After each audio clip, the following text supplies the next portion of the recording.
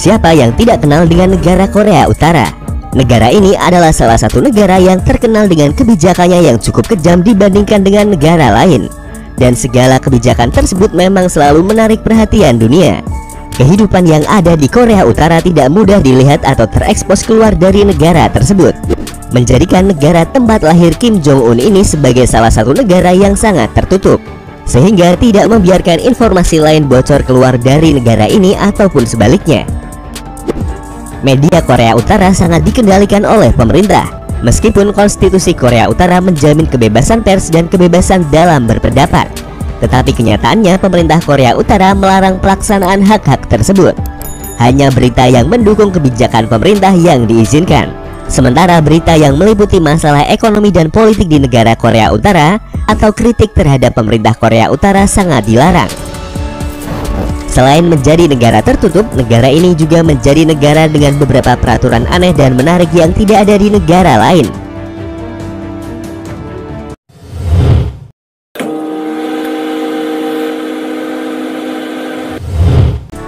Korea Utara merupakan negara yang terletak di Asia Timur dan berseberangan dengan Korea Selatan.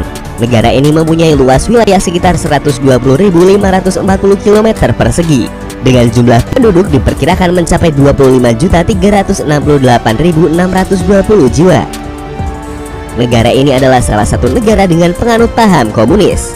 Korea Utara adalah sebuah negara di Asia Timur yang meliputi sebagian utara semenanjung Korea. Ibu kota dan kota terbesarnya adalah kota Pyongyang. Zona demilitarisasi Korea menjadi batas antara Korea Utara dan Korea Selatan. Zona demilitarisasi Korea adalah sebuah jalur tanah yang melintasi semenanjung Korea, yang mempunyai fungsi sebagai zona penyangga antara utara dan selatan Korea. Zona demilitarisasi ini membelah semenanjung Korea hampir tepat separuhnya. Zona ini mempunyai panjang sekitar 248 km dan selebar hampir 4 km dan menjadi perbatasan militer terpadat di dunia.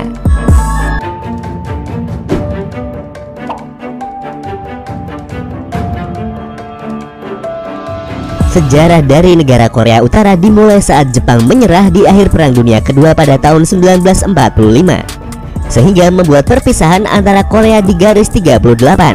Pada saat itu Uni Soviet menduduki bagian utara, sementara Amerika Serikat menduduki bagian selatan. Namun Uni Soviet dan Amerika Serikat gagal untuk mencapai kesepakatan saat menyatukan kembali negara tersebut. Dan pada tahun 1948 kedua negara mendirikan dua pemerintahan yang terpisah. Uni Soviet membentuk Republik Demokratik Rakyat Korea, sementara Amerika Serikat membentuk Republik Korea. Yang keduanya saling mengklaim sebagai pemerintah resmi yang berdaulat atas seluruh wilayah Korea.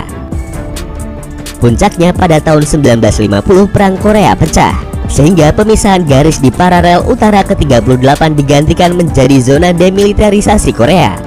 Ketegangan antara kedua pihak terus berlanjut. Perang Korea adalah perang antara Korea Utara dan Korea Selatan yang dimulai pada tanggal 25 Juni tahun 1950. Perang ini sempat berhenti sementara dengan gencatan senjata yang ditandatangani pada tanggal 27 Juli tahun 1953. Konflik diakibatkan oleh pembagian Korea dan upaya kedua Korea untuk menyatukan kembali Korea di bawah pemerintahan mereka masing-masing. Perang ini menewaskan lebih dari 2 juta penduduk dan prajurit dari kedua belah pihak. Periode sebelum perang ditandai dengan konflik perbatasan pada paralel utara ke-38 dan upaya negosiasi pemilihan umum bagi keutuhan Korea. Namun negosiasi tersebut berakhir ketika Tentara Rakyat Korea menyerbu Korea Selatan pada tanggal 25 Juni tahun 1950. Di bawah restu PBB, Amerika Serikat dan sekutunya mendukung Korea Selatan. Setelah serangan balasan Korea Selatan, tentara Tiongkok mendukung Korea Utara, dan pada akhirnya mengarah kepada gencatan senjata yang hampir memulihkan kembali perbatasan awal antara Korea Utara dan Korea Selatan.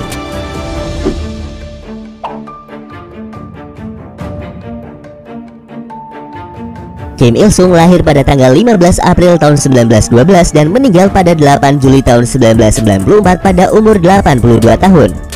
Kim Il-sung adalah seorang politikus yang menganut paham komunis dari Korea, yang memimpin Korea Utara sebagai Perdana Menteri sejak tahun 1948 sampai tahun 1972, dan sebagai Presiden Korea Utara pada tahun 1972 sampai tahun 1994. Tetapi posisi dari Kim Il-sung sangat paling berpengaruh adalah saat menjadi Sekretaris Jenderal Partai Buruh Korea.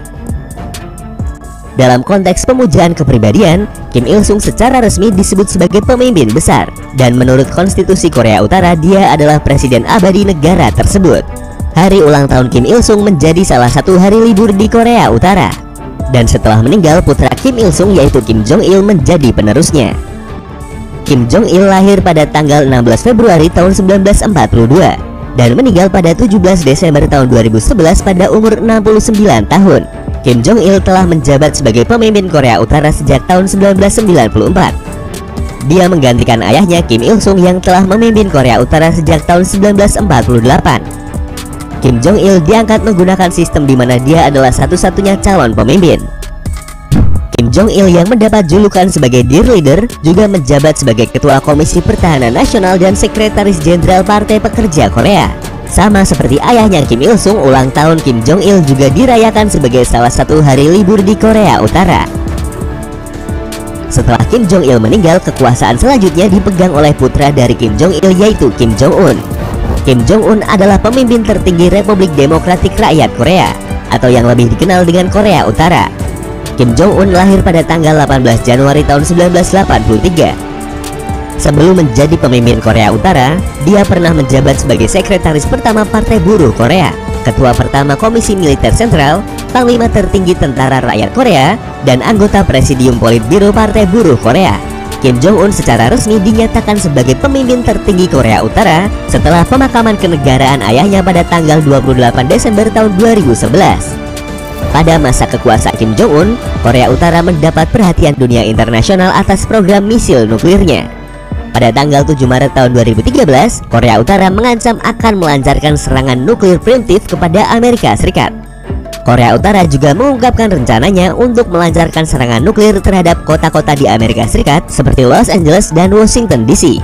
Namun tidak seperti perkiraan banyak pihak tentang hubungan Kim Jong Un dan Donald Trump, pada tahun 2018 Kim Jong Un membuat usulan perdamaian antara Korea Utara, Korea Selatan, dan Amerika Serikat. Korea Utara sebelumnya telah memelihara hubungan yang akrab dengan Tiongkok dan Rusia sejak lama. Jatuhnya komunisme di Eropa Timur pada tahun 1989 dan pecahnya Uni Soviet pada tahun 1991 berdampak pada semakin berkurangnya bantuan kepada Korea Utara dari Rusia.